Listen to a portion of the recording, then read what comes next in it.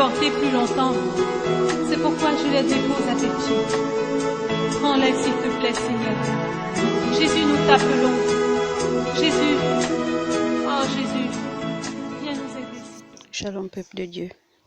Nous sommes aujourd'hui au mardi 23 juillet 2019.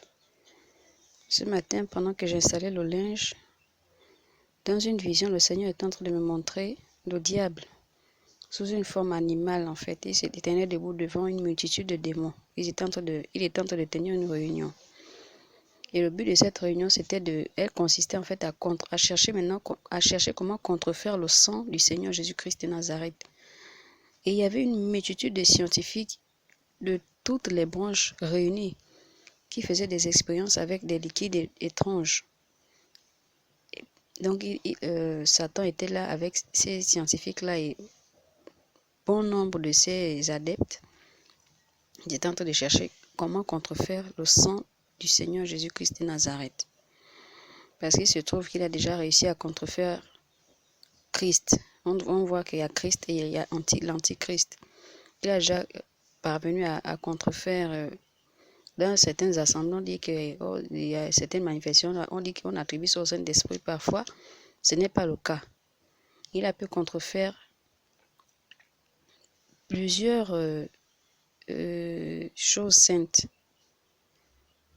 Et donc, depuis la nuit des temps, depuis que le Seigneur est descendu de la croix, Satan cherche à contrefaire son sang, mais il ne parvient pas. Donc,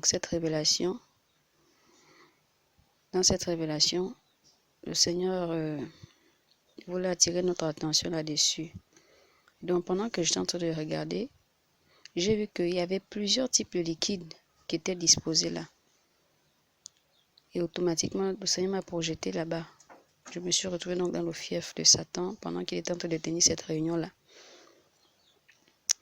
Et parmi ces liquides, j'ai vu du sang des saints qui étaient tués.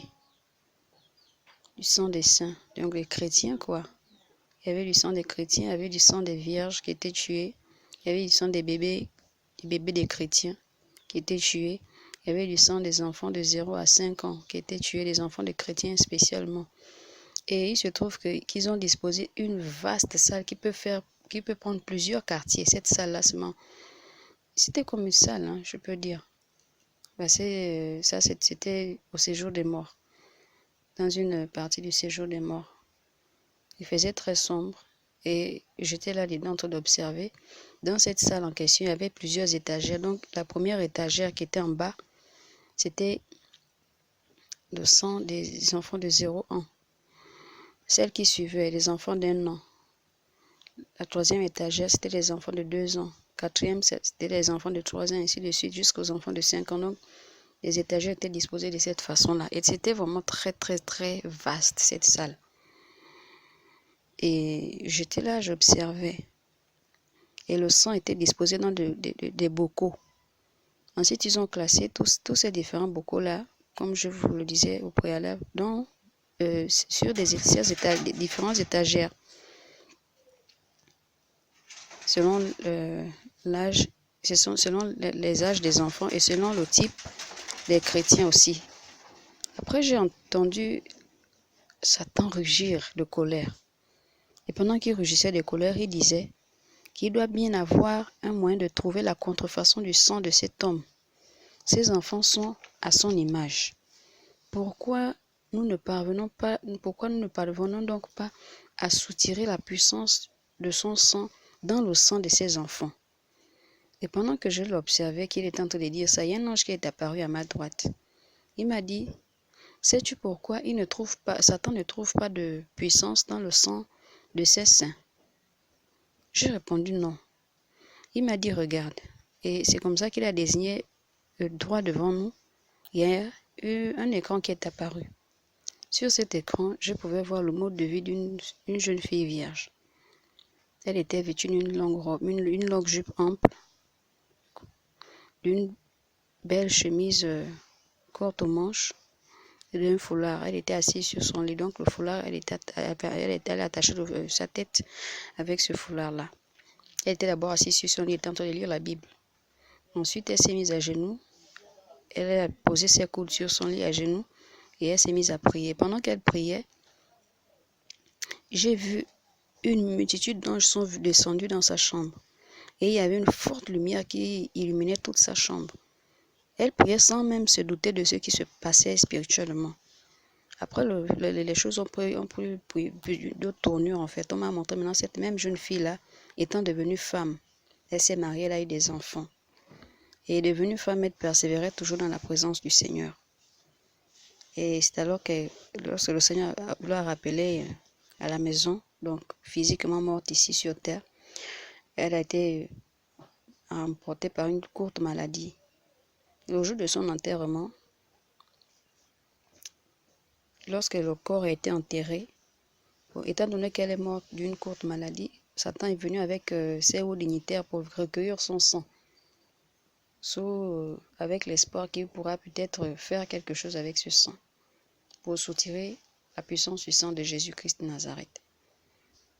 Et c'est alors que, à peine il a essayé il s'est retrouvé sur les lieux, non loin de la tombe de la jeune femme, et à peine il a essayé de chercher à toucher le corps de cette femme maintenant pour soutirer, extraire de manière mystique le sang de cette femme. À peine il a essayé de toucher le cercueil, qu'il a été propulsé en arrière très très loin avec ses démons. Et quand il a vu comme ça, il a fui. Il a donc confié cette mission-là à ses agents qui étaient des êtres humains, mais qui sont des satanistes. Donc ces satanistes aussi, ils ont essayé, mais lorsqu'ils sont arrivés au cimetière, en approchant le cercueil, ils ont essayé, mais aussi de manière mystique. Lorsqu'ils approchaient maintenant le corps pour essayer de soutirer le sang, ils ont été paralysés sur le champ, dans leur être spirituel. Et physiquement, ils sont tombés sérieusement malades. Et ils étaient au nombre de 3, ces satanistes-là. Et alors, je demandais à l'ange, comment Satan a alors réussi à soutirer une si forte quantité de sang des chrétiens qu'il a stocké dans son fief. L'ange m'a dit ceci. Il s'agit des chrétiens qui ont autrefois marché dans la sainteté, mais après se sont détournés, sont retournés dans le monde. Et automatiquement, Satan a profité à les tuer pour recueillir leur sang dans l'espoir qu'il pouvait soutirer quelque chose qui pouvait s'apparenter au sang de Jésus pour contrefaire le sang de Jésus et tromper, duper la majeure partie des enfants de Dieu. Et en ce qui concerne les bébés et les enfants à bas âge dont tu as vu le sang, il s'agit des enfants issus des unions d'inceste. Les parents se sont repentis, mais cet acte demeure un péché qui réclame toujours. Ce péché est comme la sodomie et le lesbianisme. Et il continue toujours à expliquer que les autres enfants sont issus des unions des pédophiles, des homosexuels, des lesbiennes et aussi des transgenres. Bien que certains de ces gens qui pratiquaient de telles choses se sont repentis, ces bébés demeurent sous le péché. C'est pourquoi Satan ne peut en aucun cas contrefaire le sang de notre Seigneur Jésus-Christ de Nazareth. Il s'est dit qu'en déroutant plusieurs saints, il serait en mesure de trouver le moyen de contrefaire son sang. Et lorsqu'un chrétien se détourne, la présence du Seigneur le quitte. Lorsqu'un chrétien se détourne de la voie du Seigneur Jésus-Christ de Nazareth, la présence du Seigneur le quitte et la puissance que le Seigneur avait aussi donnée à ce chrétien-là l'abandonne aussi. Par conséquent, il devient frais comme un bébé. Donc, sa chair et son sang deviennent tout frais, comme un bébé. Il a été purifié, donc il reste pur. Et quand Satan tue ce chrétien, sa chair et son sang est très différent de celui d'un païen qui est mort dans son péché. Dis aux saints de persévérer dans la droiture et la sainteté. Vous serez de plus en plus haïs en raison de votre foi. Mais ne baissez pas les bras. Priez sans cesse. Que la paix du Seigneur soit avec vous. Donc, il a terminé en me donnant ces consignes-là. Et je tenais vraiment à vous partager, à vous le transmettre de toute urgence. Afin que chacun s'examine et que chacun puisse revenir vers le Seigneur, quelle que soit la situation qui nous accable, frères et sœurs.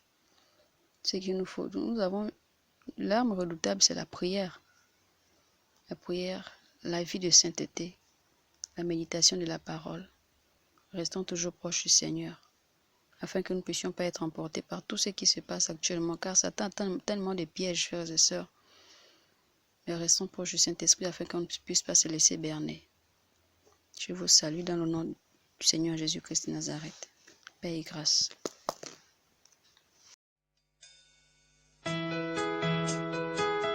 Seigneur, me voici seul, avec mes soucis, avec mes fardeaux. Mais je ne peux plus les porter plus longtemps. C'est pourquoi je les dépose à tes pieds. Prends-les, s'il te plaît, Seigneur. Jésus, nous t'appelons. Jésus,